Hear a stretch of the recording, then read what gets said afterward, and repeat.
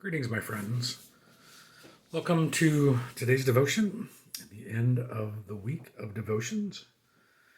Psalm 129 is what we have before us today, and just thinking about how close we are to the end of the Psalter, the 150 Psalms. We've got exactly 20 of them left after today, which should take just a little more than 3 weeks of devotions to get through.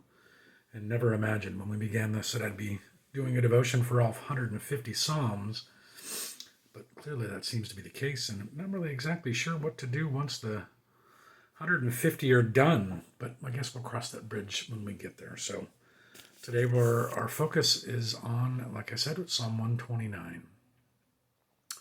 Often have they attacked me from my youth. Let Israel now say, often have they attacked me from my youth, yet they have not prevailed against me. The plowers plowed my back, they made their furrows long.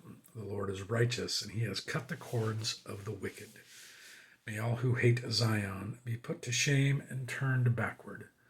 Let them be like the grass on the housetops that withers before it grows up, with which reapers do not fill their hands, or binders of sheaves, their arms, while those who pass by do not say, the blessing of the Lord be upon you. We bless you in the name of the Lord. So this is a continuation of the songs of ascents. Again, as the people were on their way to, if they were on a pilgrimage to Jerusalem or at the temple, and they would gather and sing these songs, recite these psalms, as they were preparing their hearts for worship. And this one is a recounting or a crying out, well, actually more of a thanksgiving to God for the fact that the enemies of the people have never completely prevailed against the nation of Israel, though they had been attacked and a number of times, a great number of times. God was on their side and always left at least, the very least, a remnant of the nation of Israel, because they were his chosen people and they were his chosen vehicle for the witnessing to him in the world, to bless them so that they could be a blessing for others by leading them or introducing them to the God that they worshipped. And so on this recounting, as they're preparing themselves for worship, they were remembering and giving thanks to God that he had not let their enemies prevail against them. Something else I found a little interesting was verse 6, that apparently grass grows on the housetops in ancient Israel. A little side note there.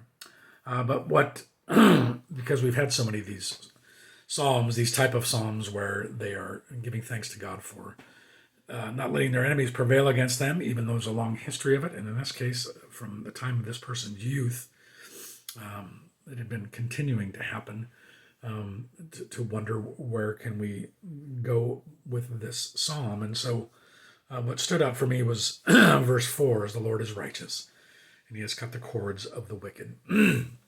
So we can think in terms of, we don't really have the same context or setting as the people of Israel did, to have a group of people, as I've said oftentimes, attacking us because of our religion or because of our religious beliefs in a very threatening and violent manner. But if we think of the wicked as the things that are opposed to, or the people in this case, or in our case, things that are opposed to God, that oppress us or hold us back or hold us down,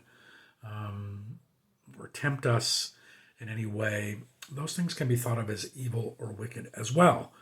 And we can trust in the Lord's righteousness and his steadfast love for us because of the cross. And that's when things changed for the people of faith, and particularly for us, God's presence with us and his promises that no weapon that's formed against us will stand. And a weapon may be metaphorical, it may be a literal weapon, but probably more metaphorical, that those things that are evil in our lives will not prevail against us, or at least they aren't easily going to prevail against us. And it really depends on how you define prevail. But we all face those kinds of demons and the evil in our own world. Sometimes it's self-created, our own doubts and our own lack of self-understanding, our own lack of confidence in ourselves, our own lack in trust of God and who He is and who He says we are. Stress and anxiety and worry about the problems and challenges of the world, financial issues that we will sometimes face, pandemics that come into our world, mental illness, addiction. There's so many different things that can distract us, detract us, and lead us astray in a sense that they are evil and opposed to God. But God does have the power and the ability and the authority to cut those cords in our lives.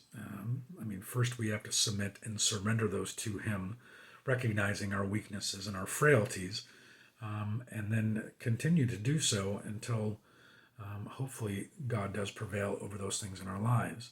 It doesn't always happen. I'm never going to be that pastor that tells people or anyone that if you trust in God, everything's going to be okay, because it doesn't always work out that way. But more often than not, my own personal experiences and the experiences I've seen from other people, that some of those things that we deal with in our lives that could be considered some form of evil, in other words, something that's going to turn us away from God, that they are taken care of and handled by God. And even if they aren't, pulling back to the bigger macro level, that none of those things will ever separate us from God's love. And we know that to be true from His promises as well. So it's just a matter of trust and faith and submission.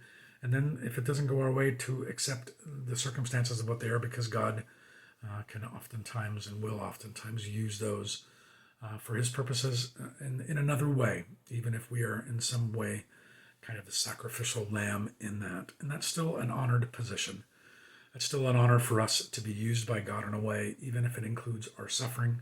And I know that's hard to hear, but sometimes that's how things work out. But ultimately, we are going to be victorious because God has cut the cords of sin and death in our world because of what Christ did, and that they can never have ultimate power over us.